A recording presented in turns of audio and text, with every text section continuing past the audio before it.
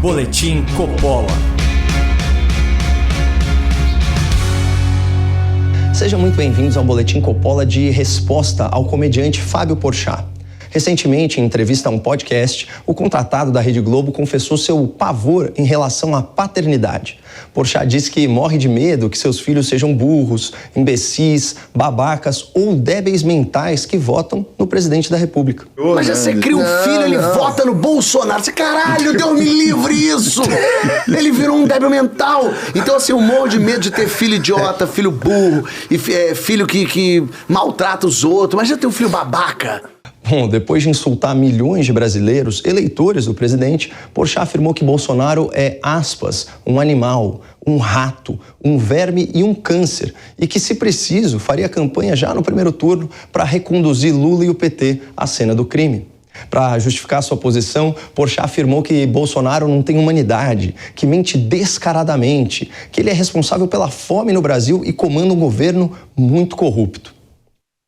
O Fábio Porchat tem todo o direito de não querer ser pai por medo de ter um filho idiota ou babaca. Aliás, ninguém vai julgá-lo por isso. E assim como qualquer pessoa numa democracia, o Porchat também tem direito à sua própria opinião, por mais disparatada que ela seja.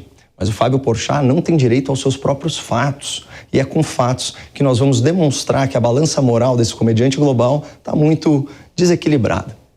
Bom, antes de apontar com fatos e números toda a desinformação no discurso do Fábio Porchat, eu queria chamar a atenção de vocês para uma contradição elementar na postura dele. Reparem que coisa bonita que ele fala nesse trecho aqui da entrevista.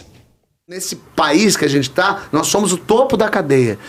Nós podemos escolher ser quem a gente quer ser. Vamos escolher ser legal. Vamos escolher ser gente, né? Vamos escolher ser gente que se importa com o outro. Eu acho que é isso que a gente tá precisando.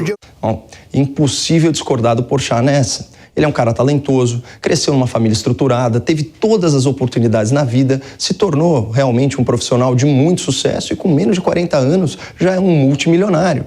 Ele, de fato, está no topo da cadeia.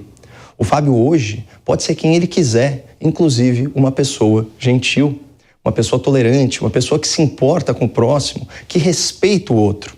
A questão é que o mesmo cara paz e amor, que disse essas coisas lindas, alguns minutos depois já estava lá ofendendo milhões de pessoas que pensam diferente dele, insinuando que seriam burros, idiotas e sádicos, gente que só quer o mal aos outros. Cadê toda aquela empatia? Cadê aquele amor que a gente está precisando tanto, Fábio? Esse comportamento incoerente e contraditório do Porchat é um exemplo escancarado do famoso ódio do bem. Se o seu discurso é de não violência, então você tem a obrigação moral de agir e falar de forma não violenta. E vamos retomar o que ele disse. Nós estamos no topo, nós podemos escolher quem a gente quer ser. Então por que nos especiais de Natal, lá do Porta dos Fundos, vocês retratam Jesus como um torturador? Vocês retratam os apóstolos como drogados e as seguidoras do Messias como prostitutas? Cara, vocês têm todo o dinheiro e todo o tempo do mundo para bolar alguma coisa realmente especial, mas é isso que vocês escolhem ser, zombadores da fé alheia e da forma mais grosseira. Uma pena, mas vamos voltar para a entrevista do Porchat. Amigo, seu filho tá passando fome, esquece esse papo. Ah, mas como é que eu vou dizer o sexo? Ah, mas o comunismo. Para com isso, para de inventar inimigos. O Brasil já tem inimigo real demais. O Brasil já tem a fome, gente. O Brasil voltou pro mapa da fome. O Brasil em 2 anos dobrou o número de pessoas com fome. 33 milhões de pessoas com fome. A gente já tem inimigo real matando as nossas pessoas. Para começo de conversa, esses 33 milhões de supostos famintos citados pelo Fábio Porchat não vieram de uma estatística oficial do IBGE. São números de um estudo feito pela rede PESAM, executado pela Vox Populi e financiada por uma série de ONGs como a Oxfam. É uma conclusão estranha, considerando que em 2020, graças ao auxílio emergencial, a pobreza extrema no Brasil recuou para o seu menor nível histórico, 3,3% da população em plena pandemia. De acordo com os pesquisadores da FGV, 15 milhões de brasileiros saíram da linha da pobreza até agosto de 2020, uma queda inédita de mais de 23%. E atualmente, o valor médio pago pelo Auxílio Brasil, de R$ 409, é mais que o dobro do valor médio pago pelo Bolsa Família, que era de R$ 191. Além disso, o novo Auxílio Brasil beneficia 3 milhões e 500 mil lares a mais do que o Bolsa Família. Essa estimativa das ONGs, citada pelo Porchat como se fosse uma verdade absoluta, é muito inconsistente com os números oficiais dos programas de transferência de renda que aumentaram muito acima da inflação durante o governo Bolsonaro. Na verdade, segundo o IBGE, foi no governo Dilma, a partir de 2013, que a insegurança alimentar avançou no país, crescendo mais de 60% em menos de 5 anos e retornando para o mesmo patamar do começo do governo Lula. Sem falar nos 52 milhões de brasileiros abaixo da linha da pobreza no final do governo petista. Por isso, não é nenhum absurdo temer que ideias de inspiração comunista ou de inspiração socialista voltem a ter protagonismo no governo federal. Basta ver o que está acontecendo na Argentina ou na Venezuela, isso em termos de inflação, de miséria, de insegurança. Para tirar este animal, este verme, este câncer que está no poder, eu vou pintado de estrela vermelha cantando Lula lá, voto apertando 300 vezes. Para justificar o seu fetiche eleitoral e defender o seu voto em Lula, o Porchat usa como pretexto não apenas os dados não oficiais sobre a fome, mas também sua preocupação com a corrupção, a violência e a pandemia. Ele não deve se lembrar da atuação do PT contra a MP do programa BEM, que salvou mais de 20 milhões de empregos formais em 2020. E talvez ele não tenha assistido a esse vídeo do Lula celebrando politicamente a Covid-19. Ainda bem que a natureza,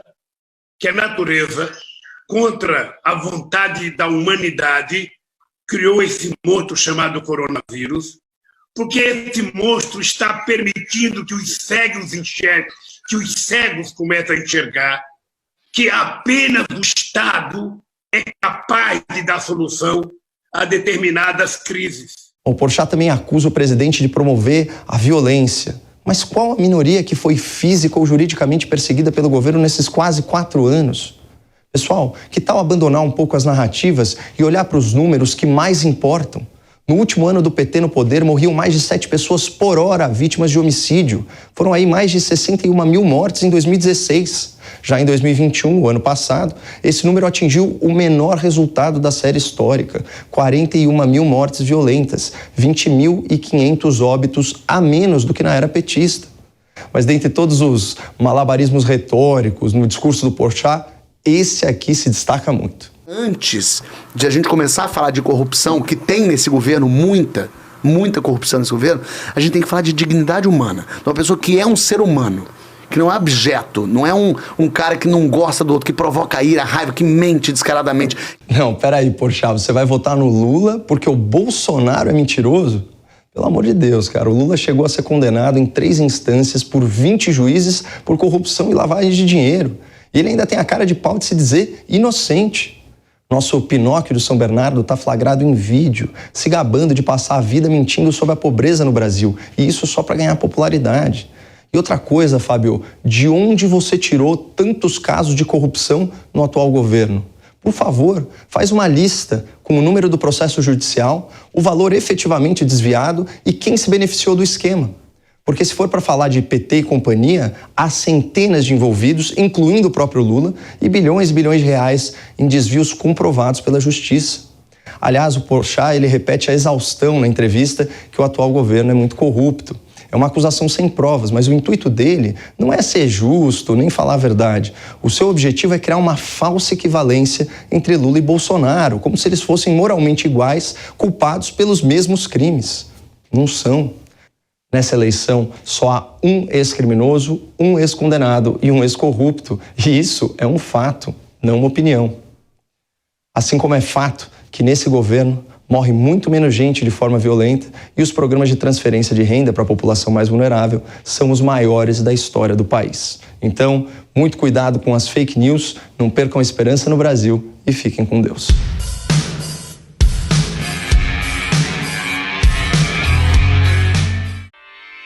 Realização Jovem Pan News.